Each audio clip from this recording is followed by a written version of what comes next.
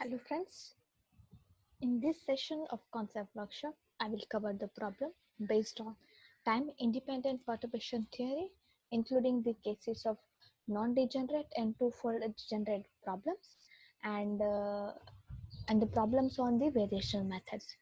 I will mainly discuss about how to solve the kind of problems which are generally asked in the various entrance exam without going much into the theoretical aspects of these two methods.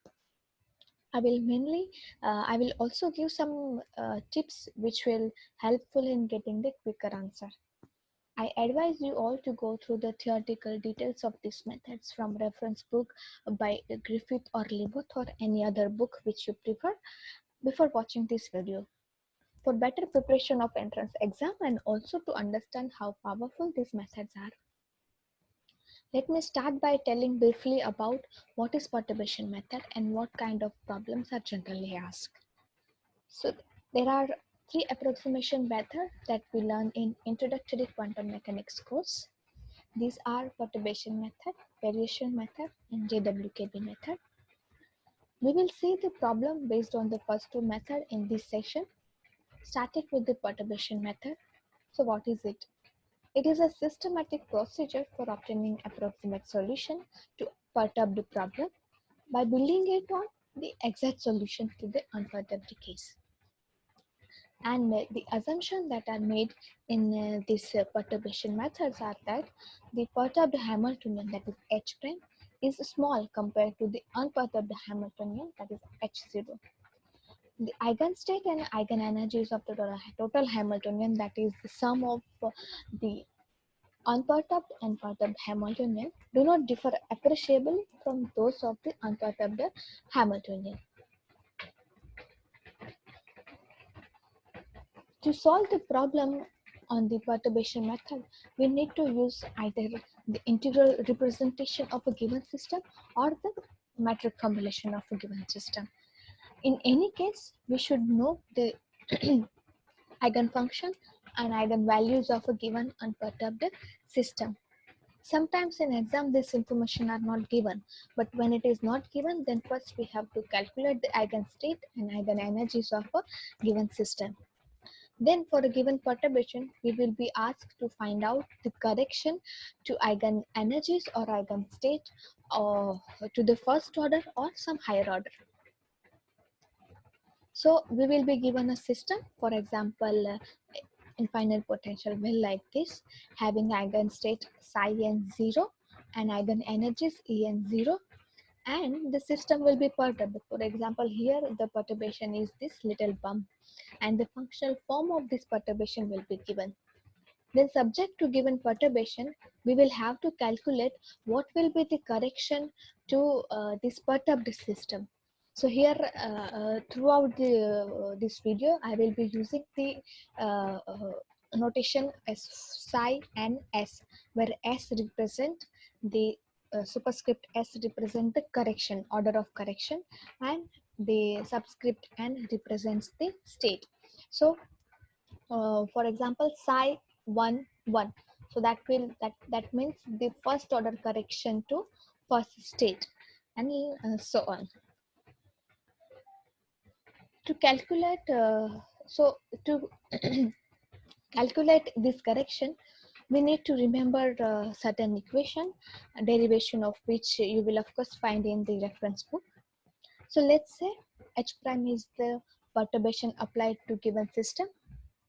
Psi n0 is the eigenfunction of nth state, and En0 is the eigenenergies of nth state. So here again, superscript 0 denotes the quantities of unperturbed system. Then the first order correction to nth eigenenergy is the expectation value of a perturbed Hamiltonian in unperturbed state. So it is written like this: En1 equal to psi n0 h prime sin 0. Then the first order correction to nth eigenstate is given by this equation, where psi n1 equal to summation of j not equal to n h prime jn over en0 minus Eg0 of psi G0. So what is this? So this is basically the superposition of all unperturbed state except J equal to n state. That is the state for which we are calculating the correction. Okay, so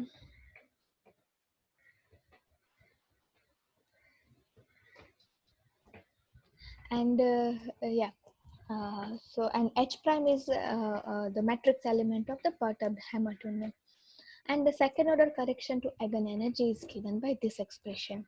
So this equation will not be given in the exam. So we have to remember these three equations in order to solve the problem based on this method. Now let us see one example and work out these three expressions to get more familiar with these three quantities. So this example is we have given Hamiltonian H for a two-state quantum mechanical system where matrix element is 1 plus epsilon, epsilon, epsilon minus 1 plus epsilon, where epsilon is the resulting shift in the energy eigenvalue. So as I mentioned, first we need to know the eigenfunction and eigenenergies of unperturbed system. So let us do that first.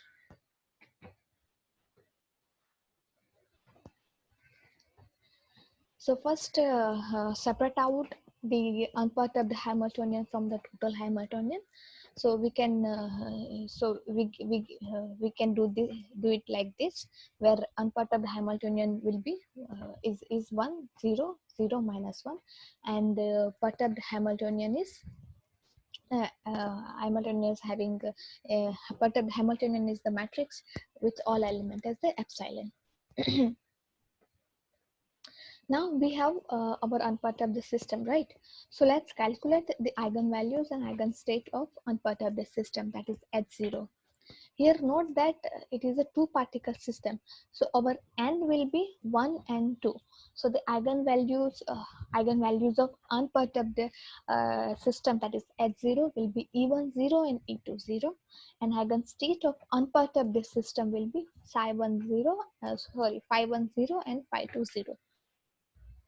Now eigenvalue of this matrix H0 we can make out easily as 1 and minus 1, but just for the completeness let me tell you how to calculate them. So the eigenvalue of any matrix can be calculated by solving this equation.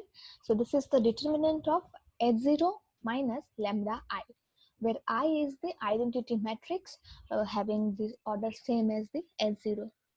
So and here so here we get so for this system we get our lambda, that is our eigenvalues, as minus 1 and 1. So let us call this value our eigenvalues as E1 0 and E2 0. So here again 0 means it's for unperturbed Hamiltonian. Now to find out the eigenstate of this unperturbed system, let us say the eigenstate phi 1 0 and phi 2 0, and A, B are the matrix element of phi 1 0, and C, D are the matrix element of phi 2 0. So now to find out the eigenstate, okay, so we have to find out this eigenstate phi 1 0 and phi 2 0 now.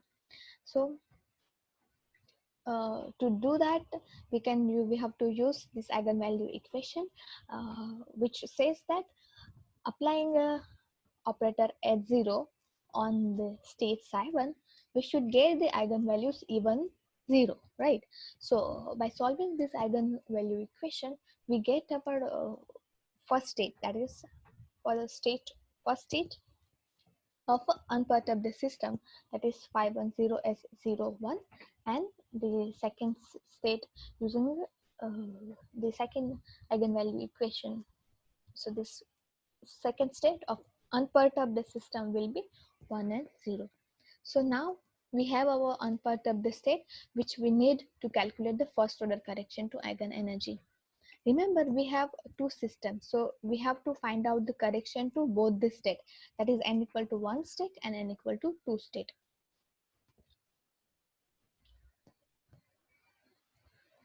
So here, since this is not specifically the problem asked in the exam, but so in exam you have to read carefully about what exactly it is asked, whether it is asked the correction to a given state or both the state, or what exactly it is asked, that you have to read carefully. So here we will calculate the eigen energy correction to both the state first. So the correction to eigenenergy of the first state, that is n equal to 1 state, is represented by E11. So this equation will become, this expression will become 510 H prime 510. So now we put a corresponding quantity, that is complex conjugate of 510, then perturbed Hamiltonian, that is epsilon epsilon epsilon epsilon, and the 510, that is 0 1. So so we have to work out this matrices, then what we get at the end will be epsilon. So similarly you can find out the first order correction to eigen energy of n equal to 2 state, which will be E21.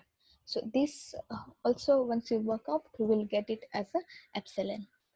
Okay, so this was the first order correction to eigen energies, right? Now let us calculate the first order correction to eigen state. So the expression, again we have to remember this expression. So first, this expression, which as I mentioned earlier, is the summation of all unperturbed state except j equal to n state with this coefficients. So and we have to get the first order correction to eigenstate, that is 510 and 520, right? So we'll do it for n equal to 1 state first. So now our n equal to 1 state is, so n equal to 1 state is 511, that is first order correction, that is superscript 1, first order correction to eigenstate 1, that is n equal to 1. And so this equation, this above equation will become j not equal to 1 because n is 1, h prime j1 in denominator E10 minus EJ0 5J0, where j runs over all this state, right?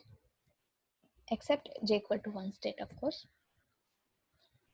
So similarly for n equal to 2 state, this equation will become like this. So now we have to calculate the numerator, which is h prime j1, which is nothing but the matrix. Okay, so which is nothing but the matrix element 2 1. So now remember why just one state. So as I mentioned, we have this summation runs over all the state except j equal to 1 state, and this is 2 state system.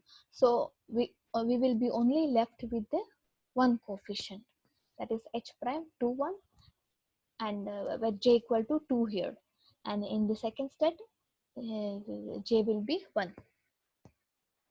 So this h prime to 1, that is the matrix element of the perturbed Hamiltonian to 1.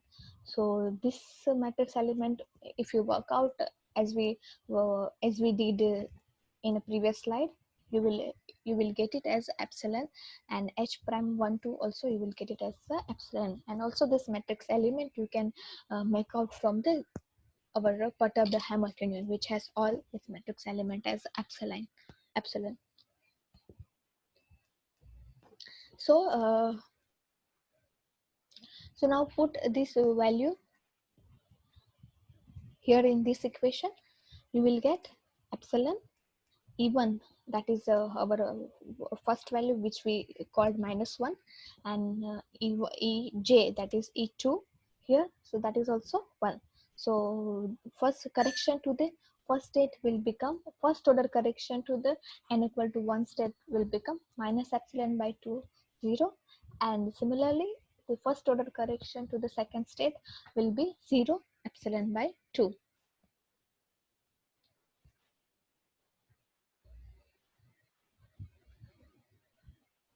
So this is what we have is the first order correction to the both the state phi 1 and phi 2.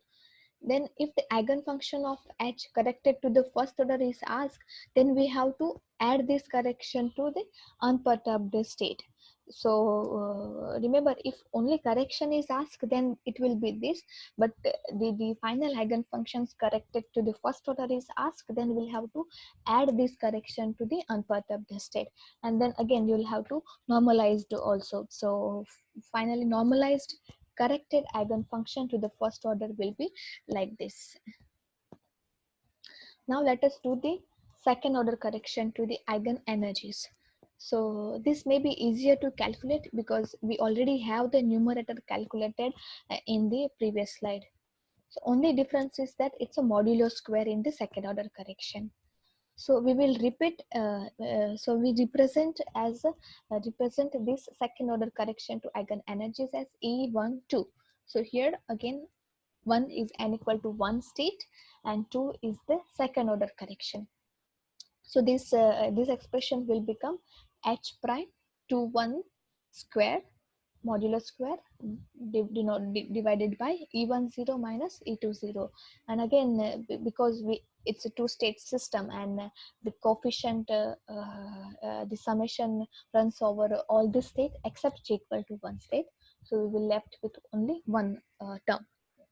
So this will be epsilon square divided by minus 2.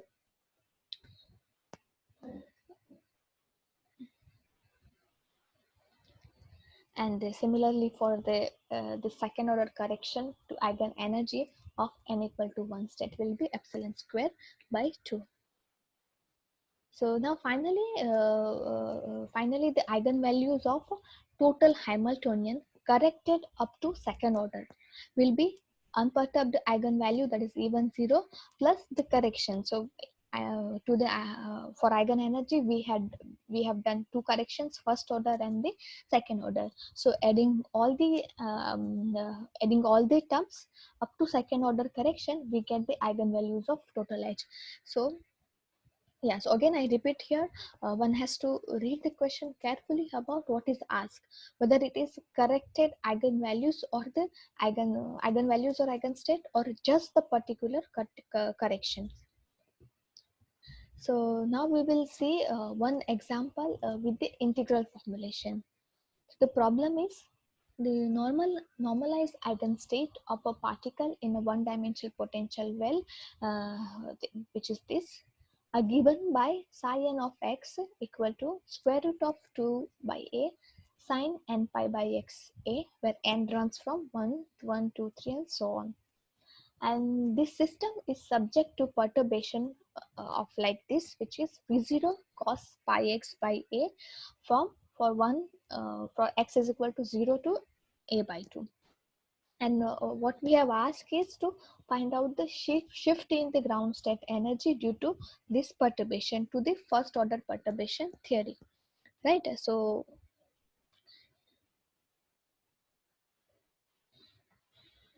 now already normalized state of the this system is given, and the form of perturbation is also given, and we are asked to find out the first order correction to the ground state energy. So remember ground state energy, so our n will be 1.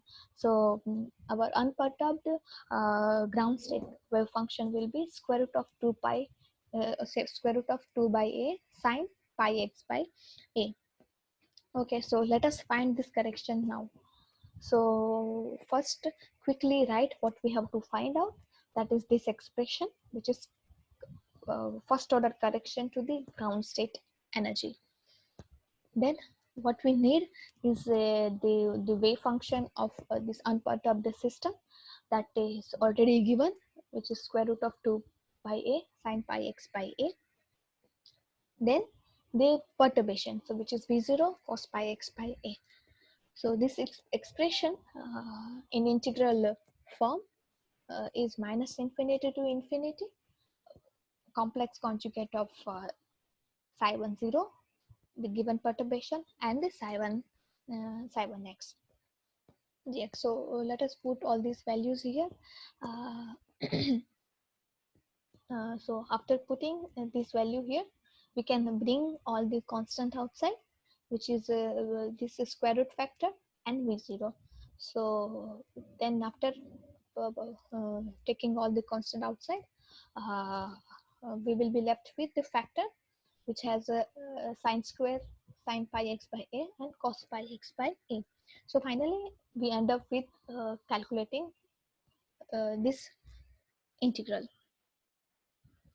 So this is also easy to calculate. So first use the trigonometric identity, so that sine square term will reduce to linear term. Sorry, sine square term will be 1 minus cos square x. So we will be left with all the cosine term. Then the first integral is easy to work out. That is just cos x, cos integral of cosine is sine x. So that will be easy to work out, and that we will get it as a 2v0 over 5. Then the second term, so for second term we have to use the another identity of cos cube x, which will be like this, and we will get two more terms again linear in the cosine term. So then again that will be easier to calculate, and what you will get is what we will get is 4v0 over 3 pi. So at the end, adding both the term, the final our first order correction will be 2v0 over 3 pi. So our option is A. So this was the first order correction to ground state, which was asked in this particular problem. Now coming to twofold degenerate problem. So we have to use this expression to calculate the first order correction to eigenvalues of twofold degenerate state. That is the two different state which has the same eigenvalues. So consider this Hamiltonian of a three particle system. So here, and the perturbation is H prime, which is given by this matrix. So initial requirement is that is same as our non-degenerate case. That is, we need to have the eigenstate of a unperturbed system first. So first calculate eigenvalues and eigenstate of S0, which you will find it as eigenvalues as V0, V0 and 2V0, and eigenstate as like this. So here note that in exam it may not specify, they may not specify that to about particular degeneracy. Sometimes to confuse, they may ask, it may be even asked to find the eigen energies correction to the state having energy 2v0, which is non-degenerate case. So in that case we have to use the same procedure as done earlier. But let us now see the first order correction to eigenenergy of a twofold degenerate state. So for that, first we have to work out this matrix element, that is WAA, WBB and WAB. So you can calculate. So yeah, so to calculate, we can use again same for to calculate this again we can use this, we have to use the same procedure as we done in the previous slides. So with that we will get our WAA element as a minus epsilon B0, and other two element if you work out it will turn out to be 0. Then put all these matrix elements in the expression. Then what we will find out is that this first order correction to this degenerate state will be 0 and minus epsilon v0. That is the one state is for one state the correction is 0, and for the other state the correction is minus epsilon by v0. So the final eigenvalues of the degenerate state corrected to the first order are V0 and V0 minus epsilon V0. So you will note here that this first order correction can also remove the degeneracy of a given state. Of course, in twofold degenerate case here. So here I'm mentioning the ground state wave function and ground state energy of most common quantum mechanical system on which you will find the problems in the exam. So as you can see here, that this wave function have the sign term e raised to minus x square and e raised to x factor. So in order to calculate the first order or higher order correction, we will naturally encounter the integration involving these factors, right? So once you can work out such integral several times, you will be able to make out this integral without doing a whole calculation. So this will help in saving the time for this kind of problem. Now coming to the second approximation method, that is variational method. This theorem states that given any normalized wave function, the expectation value of the total Hamiltonian represent an upper bound to the ground state energy. So that is, if you found out the expectation value of any Hamiltonian with any normalized wave function, then we will always get the energies which is either greater than or equal to the ground state energy. So suppose we have the wave function psi that we choose is happen to be the ground state function. Then what? Then naturally we will get the energies which is exactly the ground state of that system. So problem on this method also have straightforward 4 steps to solve them. We will use these steps along with this example. We will see these steps, 4 steps along with the example. So the question here is that what is the upper bound of one-dimensional harmonic oscillator, Hamiltonian of which is given by this expression, using trial wave function psi ax equal to a e raised to minus alpha square, and options are like this. Here, so this trial wave function alpha is the variational parameter. So here in this Hamiltonian, you will identify that this red colored term that represents the kinetic part of the Hamiltonian, and the blue term represents the potential term. So to solve this kind of problem, the first step is to normalize the trial wave function, which is this Gaussian kind of function, so that you can of course normalize easily. And yeah, so here in in this case, the normalization constant is found out to be 2 alpha over pi raised to 1/4. Then the second step is to calculate the expectation values of this total Hamiltonian. So the first part, that is the kinetic part, the expectation value of this kinetic term. Again, you are now familiar with this integral, that it will be complex conjugate of psi a, then this kinetic part, and again the second again the wave function psi a. So now first this you see this is a second derivative involved in the kinetic part. So first you have to apply these two derivatives on all the factors which are to the right of this factor.